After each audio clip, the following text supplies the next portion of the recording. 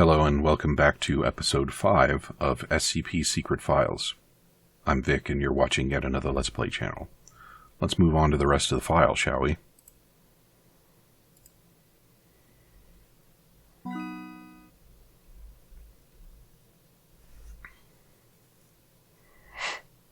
Foundation agents are under standing orders to suppress any performance or publication of SCP-701 whenever found or detected.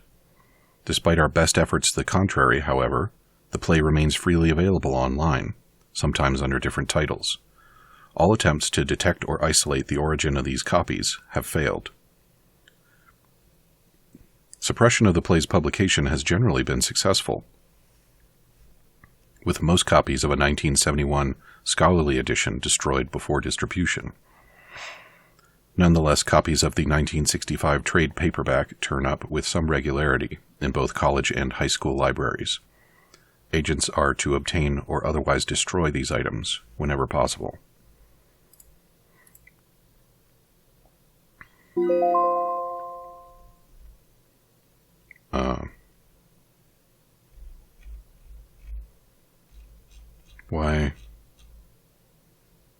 Why didn't that go?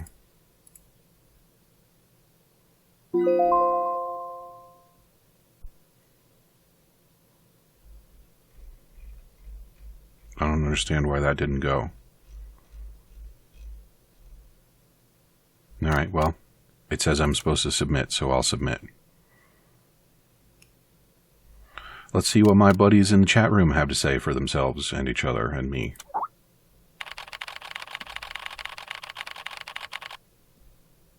Smooth sailing all throughout.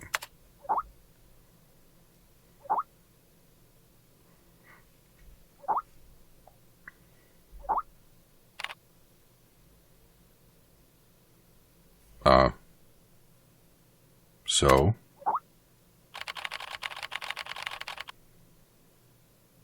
Are we really using a living being as a tool to contain anomalous objects? Which legit living being are you referring to?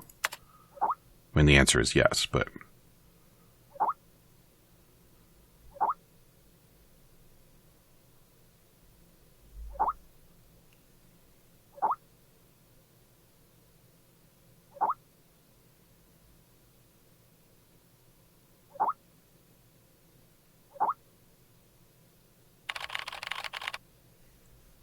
I'm just curious.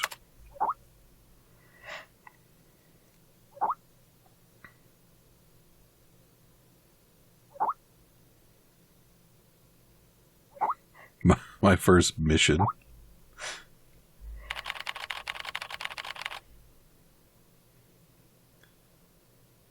That sounds cool, but I can't drink too much.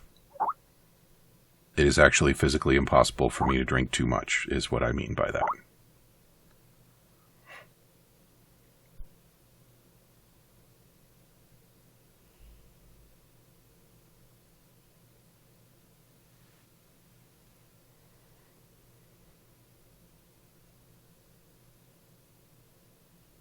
To celebrate the completion of my first ever archive mission, my colleagues threw a small party.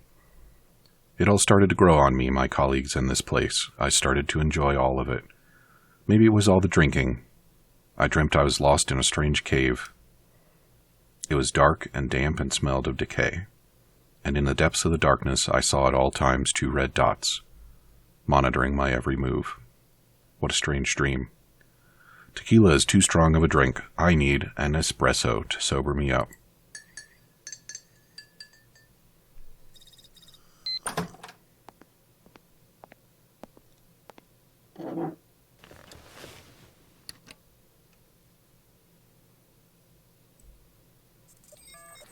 I guess I got my espresso.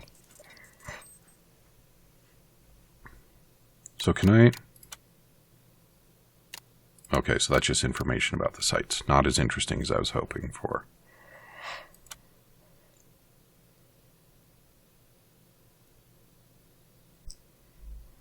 Object is an irregular clay plot. It does say clay plot.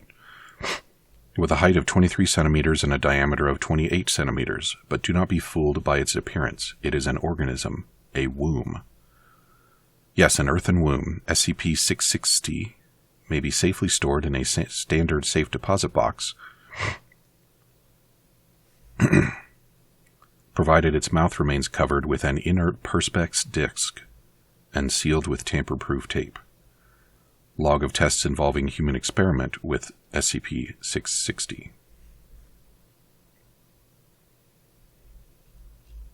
Do I want to read all this, or do I want to click the things? Well, let's do the reading. Lab Report 660A. Sample condition: skin flap harvested from the left thigh of the cadaver of D612. Donor was healthy in all respects prior to death. Sample use: tissue sample left in SCP-660 for 2 months duration.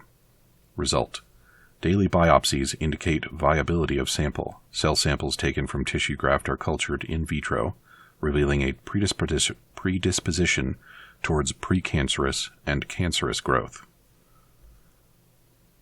660-B. Skin flap harvested from the left thigh of cadaver of D612. Tissue sample left in SCP-660 for 2 months duration, then grafted onto the torso of a D-Class personnel with 2nd and 3rd degree burns. The recipient's anomaly testing record had no contraindicators with SCP-660.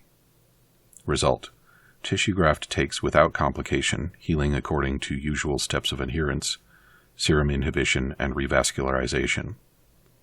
However, as is common with severe burns cases, the compromised skin barrier led to infection and eventual fatal septic shock. Postmortem biopsy and analysis indicates skin graft would have returned to full histological structure and function had the recipient survived.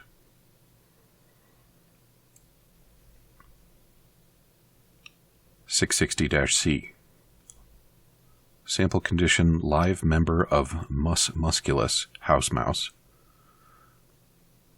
BALB/C strain, acquired for laboratory testing. By use of SCP redacted, the consciousness of D614, that's the dead one from before, was implanted into the specimen. D614 was chosen for his demonstrated resistance to the negative effects of prolonged isolation and sensory deprivation. Sample use: specimen left in SCP-660 for 2 months duration. Result: unusually, SCP redacted was incapable of restoring D614's consciousness to its original body after removal from SCP-660. A computer interface was developed to facilitate two-way communication with D614. An interview was conducted once D614 was familiarized with this interface. An excerpt is included below. Dr. Brown, I guess I'll have to take your word for it. And how did that feel? 614, suffocating and stretching. Brown, could you be more specific? 614, how the hell do you think it felt? Even mice need to grow and move and live. Every part of me was straining, but I was stuck. I thought I would explode. Full contents of the interview are classified. An autopsy revealed precancerous growths throughout the mouse's body. Lab Report 660-D. Right arm lost in traumatic amputation just beneath the elbow. Traumatic amputation means not on purpose. Probably. Sample use: D778 was severely injured in an incident involving SCP redacted, lost limb recovered as part of cleanup operation. Subject would not have survived immediate reattachment surgery due to other injuries involving severe vascular compromise. Severed extremity was preserved in SCP-660 in bid to preserve tissue viability. Result: right arm successfully reattached to previous owner. Subject reports return of sensation in fingers of right hand, contrary to poor prognosis due to severe tissue avulsion and nerve damage sustained in initial injury. Biopsy reveals little to no precancerous cell growth. Transplant ruled a tentative success. D778 has been retained for further observation. Addendum: human testing with SCP-660 is suspended due to the sudden death of 778 from teratoma with malignant transformation. I've seen fetus in fetu before, but never have I had one try to grab my probe during an autopsy. Dr. Grayson. Appendix: As of today, SCP-660-1 has been neutralized. SCP-660 no longer exhibits any other forms or shapes. It has been classified as safe by the Foundation. Research on SCP-660-1 will be transferred to the Reliquary Research Institute. Details available to personnel with clearance for 660. Alright, well, let's see what this is about then.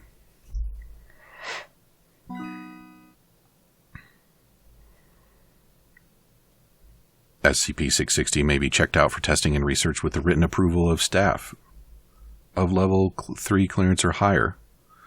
See, that sentence doesn't make sense. Anybody with level 3 clearance or higher can just issue approval for this. That's not a procedure that anybody would write. It's just not.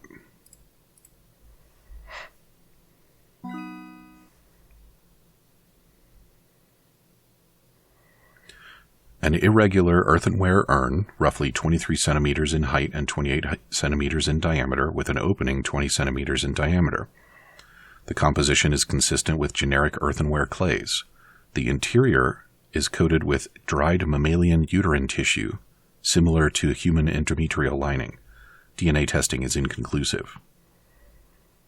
Is capable of indefinitely preserving all biological tissue placed within it, regardless of external conditions or the state of the sample, until the tissues are removed. Living tissue will remain viable, and living organisms will remain alive, even when deprived of sustenance for extended periods of time. While the exact mechanism responsible for this is uncertain, isotopic labeling has shown that it involves an exchange of biological matter between the sample and interior coating. Cell cultures from tissues preserved retain an abnormally high rate of cell replication. Several samples have tested positive for precancerous markers in smear tests. SCP-660-1 was a human fetus originally found in SCP-660, most likely having been sealed in the artifact for at least 6,600 years. However, 600-1 immediately underwent massive transformation upon removal, additionally developing several redacted, consistent with anthropogenic redacted progression. SCP-660-1 is most likely neutralized. Details are available to personnel with clearance. Recovery. SCP-660 was originally recovered from an archaeological dig in Redacted, where it was found in a purported gravesite, among a number of other mundane artifacts. A beeswax seal covering the mouth of 660 was dislodged during the excavation process, revealing 660-1, after which the site was secured by the Foundation. The notes of Dr. Redacted, presumed deceased, enabled the isolation of 660 from the rest of the artifacts. Okay, and then I think there was one more down here. Yes.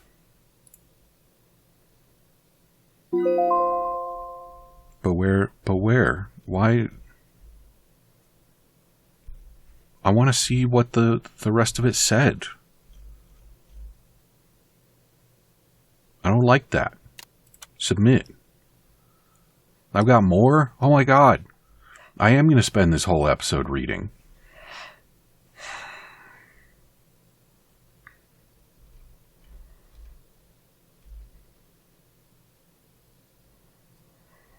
Okay, SCP-143 is to be contained in the valley adjacent to Bioresearch Area 12, an area over 2 square kilometers. Area surrounding SCP-143 for up to 20 kilometers, and all lines of sight from the surrounding hilltops are to be denied public access. 143 is a plantation of 300 specimens of a unique type of tree. The trees are similar in appearance to Prunus X yedoensis, Japanese sakura, or cherry blossoms. They bear no fruit, and the only known way of reproduction is by a careful own-root propagation using cut saplings from an older sample.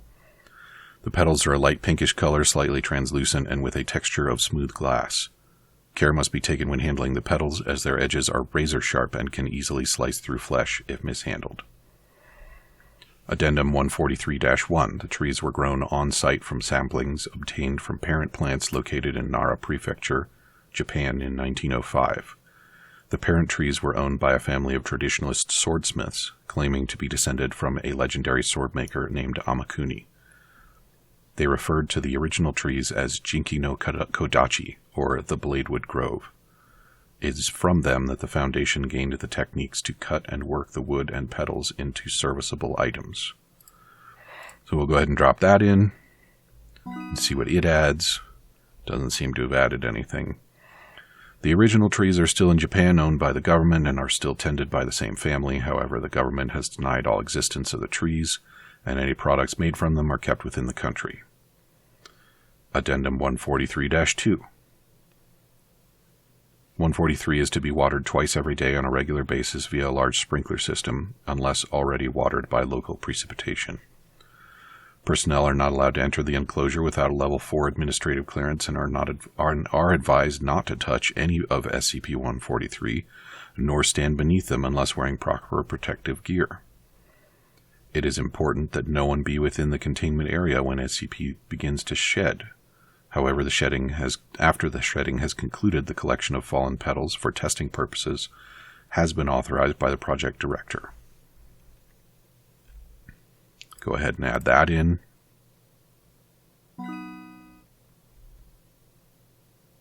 Nothing new to read there. Document 143A. We lost 3 staff today. They were collecting petals dropped by the trees the previous day when a sudden gust picked up, shaking a good deal of the petals from the trees and blowing them around. Stayed that windy for the whole day. I'd send a cleanup crew, but it's still pretty windy and the odd petal is still falling. We'll have to pick up the remains when the wind dies down in a couple of days. Testing logs. Hardness test 5000 HB on the Brinell scale. Withstanding temperatures up to 1800 degrees Celsius. Weight to strength ratio surpasses even that of titanium, being some 15% lighter than aluminum. Both are notoriously difficult to work due to their properties.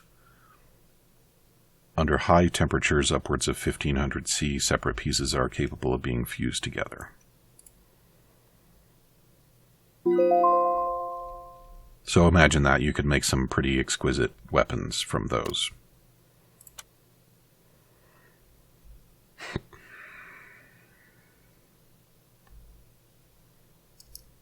I'm kind of debating whether I should skip some of this. Any access to SCP-261 must be approved by staff with Level 2 security clearance or higher. Any and all items dispensed by SCP-261 must be recorded, along with the amount of money entered and the amount of time elapsed between uses. What is this? Testing approved by Site Command is not under these restrictions. Which restrictions? Items dispensed by 261 should be reviewed by site health and safety officials before consumption. Failure to do so releases the Foundation from any obligation regarding negative effects. Items deemed dangerous or useful to research will be confiscated by site security, with financial compensation provided in proportion to money spent. Why not just say reimbursement? Because proportion means like, oh, well, if you put in $10, we're going to give you $1. That would be a dumb thing to say. 261 appears to be a large black vending machine with no front glass panel and a small keypad on the right side. Was discovered in Yokohama. Was brought to the Foundation's attention after investigation of an urban legend about a magic vending machine that was circulating on the internet. Was found in a back alley behind a large shopping center with a handwritten sign saying out of order in Japanese taped to it. No marks or identification of any kind, and no locals remember when or how it came to be in its current location. After a key was made and the front door opened, no abnormal materials were found, and it was determined that SCP-261 has never actually contained any food or beverage items. The keypad, while connected and operating correctly, does not activate any of the dispensing mechanisms. When money is placed into 261 and a 3-digit number is entered on the keypad, 261 will vend a random item. 261 has not accepted any currency other than yen, with rejected currency being deposited in the coin return slot. It is unknown how these items appear. However, 261 will not operate when the door is open or when recording devices are placed inside. The number entered on the keypad has no effect on the item vended, nor has any pattern been detected. Items are always some form of snack food and typically have bright, attention-grabbing packaging. 261 is capable of operating with no external power supply, but operation in this state will cause unstable vending to occur much more quickly than usual. If 261 is used several times in a short period of time and or large amounts of money are entered before an item is vended, 261 will start to dispense bizarre items. While still food, their suitability for human consumption is often non-existent. Well, as far as magic Japanese vending machines go, that's pretty PG-13, isn't it? It's not dispensing any panties or anything more exotic.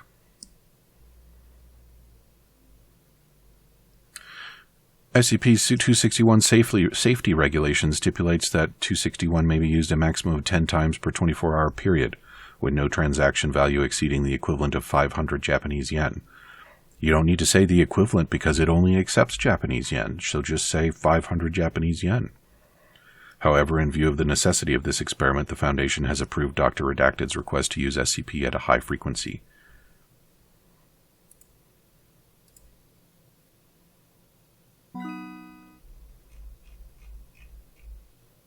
Coke Zero, can of Diet Coke, packaging in English. Cheetos, small bag of Cheetos snack food, packaging in English.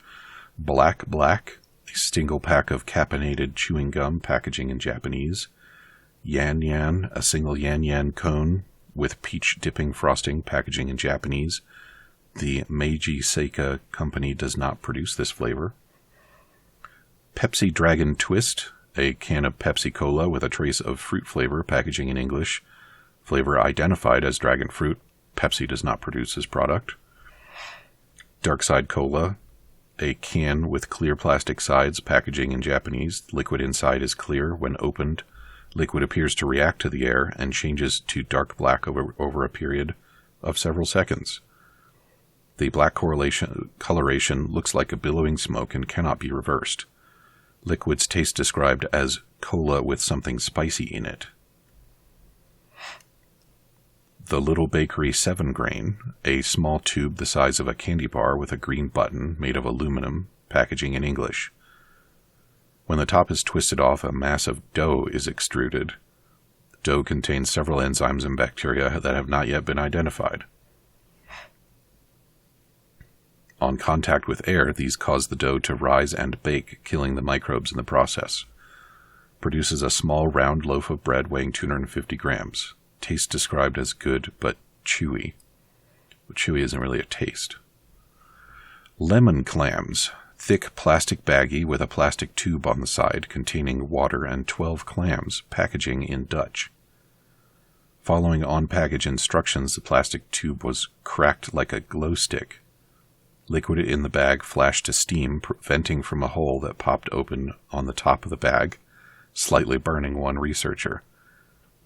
Steaming finished after 38 seconds, after which clams were found to be fully cooked and infused with a mild lemon flavor. On investigation, clams matched no recorded species. Diet Ghost, a can containing an instance of SCP-2107. Packaging was in English.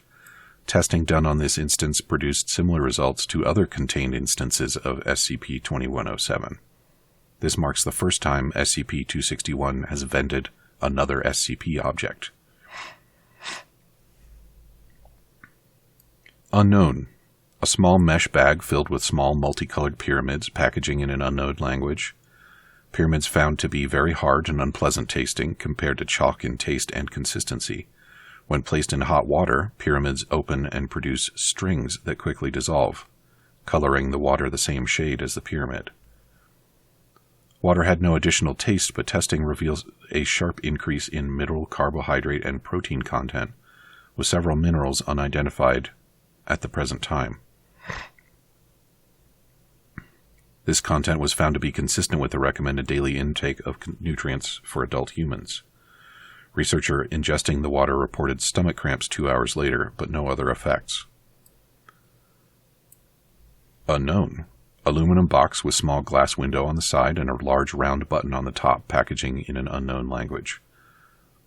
Box is seamless and appears to be filled with small round animals covered in fur, each with 3 small paws and a single large eye. Pressing the button causes the inside of the box to rapidly become superheated, cooking the small animals alive. Muffled noises and scratching were heard for several seconds during the cooking process. After 1 minute 30 seconds, the front panel opens and gives access to the now cooked animals. Professor Kane volunteered to eat the animals, and with no other researchers willing to do so. Taste described as crunchy and very spicy, with a small hint of beef. Unknown. Tall, thin aluminum can, packaging in an unknown language. During opening the can caused a chemical reaction with the liquid inside the can. Liquid was apparently not intended for an oxygenated atmosphere and detonated violently, causing several injuries and killing 2 researchers. Testing discontinued and area cleared. Testing area observed to smell like citrus for several days. Dr. Redacted conclusion, it was either food or drinks, nothing else. How awful. Let's call it an end.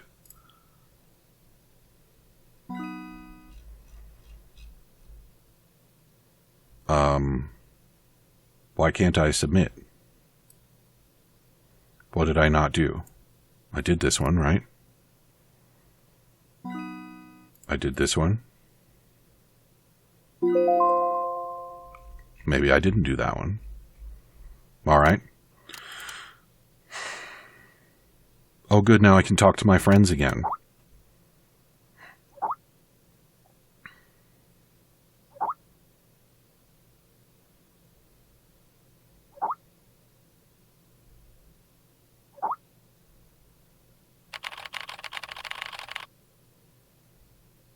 What are you talking about?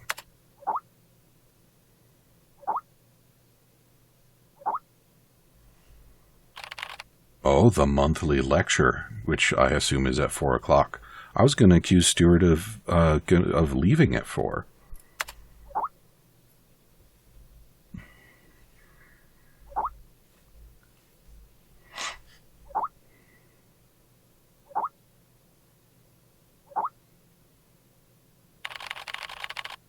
Okay, let's go.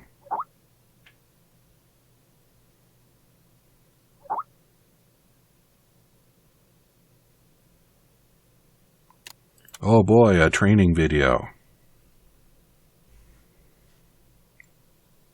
Here we go.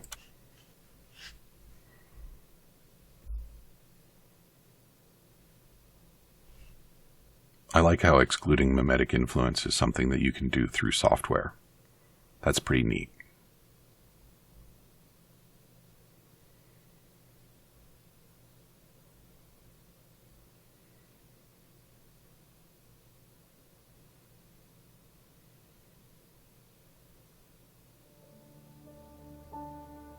There are many stories in this world. Some are read widely all over the world. Some are hidden in dust and known only by a handful of people. Today I'm going to tell you a story no one else has heard before. A real story of mystery and wonder and adventure. And then you too will become the guardian of this story. The story takes place in a world of long ago. The hero of our story is a little boy. His name is Daniel. Is this a biblical story? I think they had Daniels and dragons in the Bible. Out of nowhere, Daniel got a serious case of chicken pox. It made him look like a strawberry. That's to not make what sure he chickenpox didn't does. spread it to others, Mrs. Page, the principal, had him isolate in an attic. And so, in the attic he lived, all on his own. Mr. Daniel, while up here in this attic, you'll have plenty of time to practice your penny whistle. I hope you practice well and prepare for next month's art festival. But Mrs. Page, the melody is so difficult.